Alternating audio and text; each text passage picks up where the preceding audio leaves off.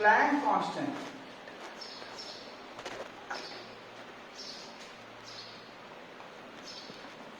अच्छा, फोटोन के बारे में तो आप लोगों ने सुना ही होगा।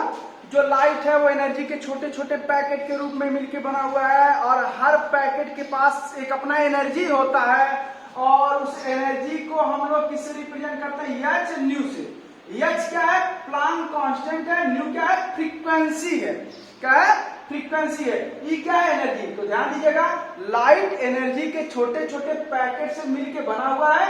इस पैकेट को फोटोन कहते हैं, और फोटोन की जो एनर्जी होती है वो एच न्यू के बराबर होता है। एच प्लैंक कांस्टेंट है, न्यू क्या है? आपका फ्रीक्वेंसी है। तो जरा देखो तो पहले। अच्छा, आप लोगों ने पढ़ा होगा कि फ्रीक्वेंसी क्या कहता है? फ्रीक्वेंसी कहता है कि 1 सेकेंड में, नहीं देखिए, हाँ, 1 सेकेंड में कितना साइकिल कंप्लीट करता है वो कह रहा था फ्रीक्वेंसी। तो आपने क्या कहा कि 1 सेकेंड में कितना वो रिवोल्यूशन करता है, कितना साइकिल कंप्लीट करता है, वो उसका फ्रीक्वेंसी कहलाएगा। तो फ्रीक्वेंसी और टाइम पीरियड, टाइम पीरियड कहता है कि 1 साइकिल कंप्लीट करने में कितना टाइम लगेगा, वो टाइम पीरियड कहलाएगा। तो फ्रीक्वेंसी और टाइम पीरियड में ये रिलेशन होता है। ध्यान दीजिएगा, टाइम पीरियड को हम कैपिटल टी से रिप्रेजेंट करते हैं, और ये कहता है 1 साइकिल कंप्लीट करने में लगा हुआ समय। तो है तो टाइम ही ना। तो अगर टाइम पीरियड का डायमेंशन पूछा जाए तो क्या होगा? टी होगा। तो अब जरा देखो, फ्रीक्वेंसी का डायमेंशन क्या होगा बेटा? टी। ऊपर जाएगा तो क्या हो जाएगा? टी के पावर -1 हो जाएगा। क्लियर है? अब चलो, आप प्लैंक कांस्टेंट का डायमेंशन बड़े आसानी से निकाल सकते हो। यह चीज को क्या हो जाएगा? ई अपान में न्यू हो जाएगा। ई क्या है? आपका एनर्जी है। तो एनर्जी का क्या होता है? एम एल पर 2 टी पर -2। और फ्रीक्वेंसी का क्या हो जाएगा? अभी अभी आपने देखा, टी पर -1 हो जाएगा। तो इस सिचुएशन में क्या कह सकते हैं? एम एल पर 2, ये देखो -1 है, ऊपर जाएगा तो +1, तो टी पर -2 है ही, और ये +1 हो जाएगा। तो कितना हो जाएगा? एम एल पर 2 टी पर -1। इस तरह से हम क्या कर सकते हैं? प्लैंक कांस्टेंट का भी हम डायमेंशनल फॉर्मूला निकाल सकते हैं। तो अब एक आइडिया मिल गया आपको कि किसी भी फिजिकल क्वांटिटी का डायमेंशनल फॉर्मूला कैसे निकाला जाएगा। आप बस अगर फॉर्मूला जान गए तो समझ लो आप डायमेंशनल फॉर्मूला निकाल लेते हो, तो इस चैप्टर को पढ़ाना क्या हो गया? सफल हो गया। ठीक है ना? क्योंकि बस यही जाना, फॉर्मूला आपको भी केवल देख लेना है बुक से। हाँ, निकालने का जो प्रोसीजर है वो आपको आना चाहिए। और मैं बता दे रहा हूँ बेटा, डायमेंशनल फार्मूला बहुत जरूरी है निकालना, क्योंकि अगर डायमेंशनल फार्मूला निकालना सीख जाओगे तो इसके 3 एप्लीकेशन में बताऊंगा और लिमिटेशन बताऊंगा। फिर उस पे जो हमारे जेई में या फिर नीट्स में क्वेश्चन वगैरह पूछे गए हैं वो भी हम लोग डिस्कस करने वाले हैं। समझ में आया?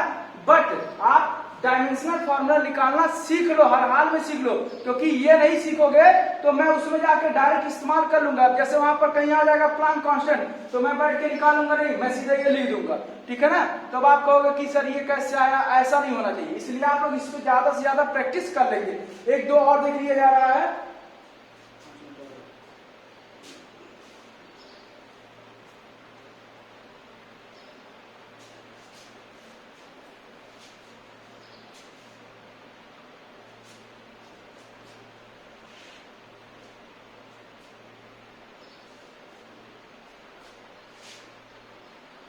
कोफिशिएंट ऑफ विस्कोसिटी, इसको ईटा से रिप्रेजेंट करते हैं। किससे रिप्रेजेंट करते हैं? ईटा से। ऐसे ही बना के थोड़ा सा खींच देते हैं। ठीक है ना? अच्छा, ये क्या होता है? ध्यान देना बेटा, जब 2 फ्लूइड्स, कोई भी फ्लूइड्स है, अब फ्लूइड्स में एयर भी आता है, आपके वाटर भी आते हैं, मतलब कोई भी लिक्विड हो सकता है। बात समझ में आ गई है? फ्लूइड्स का मतलब इसमें फ्लो करने की प्रॉपर्टी हो। तो जब फ्लूइड हमारे जो होते हैं वो कैसे बने होते हैं? लेयर टू लेयर बने होते हैं। जस्ट लाइक प्याज, प्याज भी हमारा लेयर टू लेयर मिलकर बना होता है कि नहीं बना होता है? ऐसे ही ये फ्लूइड्स भी हमारे बने होते हैं लेयर टू लेयर मिल करके। और जब एक लेयर दूसरे लेयर पे क्या करता है? मूव करता है, एक लेयर दूसरे लेयर के रिस्पेक्ट में मूव करता है, तो उनके बीच में एक ऐसा फोर्स क्रिएट होता है जो कि उनके रिलेटिव मोशन का, मोशन नहीं, उनके रिलेटिव मोशन का क्या करता है? अपोज करता है। जस्ट लाइक फ्रिक्शनल फोर्स, ये भी फ्रिक्शनल फोर्स ही है, बट फ्रिक्शनल फोर्स के केस में दोनों बॉडी सॉलिड होने चाहिए। बात समझ में आया कि नहीं आया? क्लियर है? तो इतना तो समझ में आ गया कि अगर कोई भी फ्लूइड्स के 2 लेयर एक दूसरे के रिस्पेक्ट में मूव करते हैं तो उनके बीच में एक फ्रिक्शनल फोर्स क्रिएट होता है, बात समझ में आ गई है। और वो फ्रिक्शनल फोर्स किसके बराबर होता है आप महसूस भी कर सकते हो। एक बॉटल है, एक कोई बाल्टी वगैरह ले लो, उसमें पानी रखो और हाथ से उसको खूब तेजी से हिला दो, तो हिलाने के बाद देखोगे कि वो आपका कंटिन्यूअस मूव करता रहेगा, लेकिन धीरे धीरे धीरे वो रुक जाएगा। पर न्यूटन फर्स्ट लॉ कहता है कि अगर कोई बॉडी रेस्ट में तो रेस्ट में रहेगा, मोशन में तो मोशन में ही रहेगा। कब तक? जब तक उस पर कोई एक्सटर्नल फोर्स ना लगे। तो बाल्टी में पानी को आपने घुमाया, कुछ देर बाद रुका, मतलब रोकने के लिए कोई ना कोई फोर्स आया। वो कौन सा फोर्स था? वो विस्कस फोर्स था। समझ में आया कि नहीं आया? तो देखा क्या गया है, अगर मान लो एक बॉल है जिसका रेडियस सपोज कर लो r है, ठीक है, वो किसी लिक्विड में टर्मिनल वेलोसिटी v से क्या कर रहा है? मूव कर रहा है। तो ऐसे कंडीशन में जो लिक्विड है, वो लिक्विड का लेयर इस पर कितना फोर्स लगाता है? तो होता है 6 पाई ईटा आर वी। v क्या है? Terminal velocity. आगे चल के सीखोगे टर्मिनल वेलोसिटी जब मैं प्रॉपर्टी ऑफ लिक्विड बताऊंगा तब, ठीक है ना। r क्या है? रेडियस है। ईटा क्या है? कोफिशिएंट ऑफ विस्कोसिटी क्या है? f क्या है? f हमारा विस्कस फोर्स है। बात समझ में आई है? तो देखो बेटा, अगर ये फॉर्मूला पता चल गया तो कितना सिंपल, अब तो आप बड़े आराम से निकाल ही लोगे ना।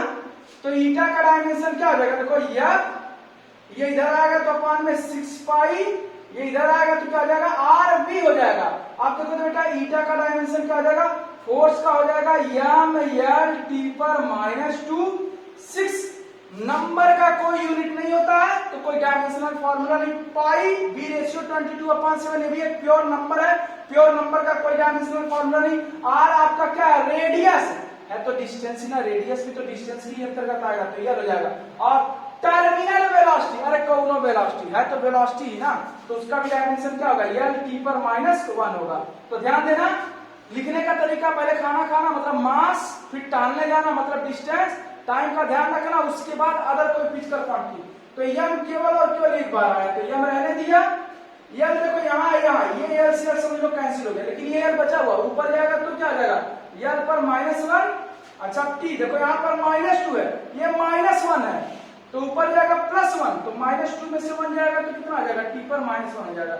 ये हमारा डायमेंशनल फॉर्मूला होगा किसका? Coefficient of viscosity. हम लोगों ने पिछले साल जब पेपर बनाया था उसमें ये पूछा था, देखो ऐसे मैंने पूछा था, कहा था कि वो कौन सी फिजिकल क्वांटिटी है जिसका डायमेंशन m के पावर -1 यल के पावर -1 टी के पावर -1 होगा। तो जब आपको पता रहेगा तभी तो बता पाओगे। तो दो चीजें हैं क्वेश्चन पूछने का, एक सीधे हम नाम से पूछ सकते हैं डायमेंशनल फॉर्मूला, एक डायमेंशनल फॉर्मूला देके आपसे ये पूछ सकते हैं कि बताओ वो किस फिजिकल क्वांटिटी का डायमेंशनल फॉर्मूला है। तो दोनों तरीके से होंगे, ये देकर के आपसे ये पूछा जा सकता है, ये देकर के आपसे ये पूछा जा सकता है। फिर ऐसे भी क्वेश्चन पूछे गए हैं कि किन्हीं 3 फिजिकल क्वांटिटी के नाम बताओ जिनके डायमेंशनल फॉर्मूला सेम होंगे। तो आप कह सकते हो, ऐसे बहुत सारे हैं, लेकिन आप नाम ले सकते हो। एक जो मैंने पढ़ा दिया, वर्क हो गया, टॉर्क हो गया, काइनेटिक एनर्जी, पोटेंशियल एनर्जी, इन सब का डायमेंशनल फॉर्मूला सेम होता है, ठीक है ना। ऐसे बहुत सारे फिजिकल क्वांटिटी हैं जिनके डायमेंशनल फॉर्मूला सेम होते हैं। फिर ऐसे भी क्वेश्चन पूछे जाएंगे, कुछ ऐसे फिजिकल क्वांटिटी के नाम बताइए जो डायमेंशन लेस होते हैं। तो आओ देखो एक उससे भी बता देते हैं। तो कुल मिला जुला के जो मेरा पहला इस आज का पर्पस था, वो पर्पस ये था कि डायमेंशनल फॉर्मूला कैसे निकाला जाए, ठीक है ना। कहीं कोई डाउट? अच्छा आओ जरा देखो, बस लास्ट टॉपिक है आज का, फिर नेक्स्ट हम कल क्लास लेते हैं, ठीक है। और आप लोग कमेंट जरूर करना कि आपको समझ में आया कि नहीं आया है, और अगर नहीं आया तो कहाँ नहीं आया वो सब लिख करके आप लोग मैसेज करना, हम लोग उसको देख लेंगे, फिर नेक्स्ट डे डिस्कस करेंगे। अच्छा, एंगल इक्वल टू क्या होता है बेटा? आर्क अपॉन रेडियस होता है कि नहीं होता है? तो एंगल का डायमेंशनल फॉर्मूला क्या होगा जरा देख लिया जाए। आर्क भी तो लेंथ ही है, तो लेंथ का आ जाएगा ये, और रेडियस भी हमारा क्या है? लेंथ के ही अंतर्गत आता है। तो ये इससे कट गया, तो क्या लिखेंगे? m पर 0, l पर 0, t पर 0, क्योंकि किसी के पावर 0 होता है तो उसका वैल्यू 1 होता है। ये नहीं कि डायमेंशन नहीं है तो लिखबे नहीं करेंगे, ये लिखेंगे m पर 0, l पर 0, t पर 0। बात समझ में आ गया बेटा? ठीक है, तो 40 मिनट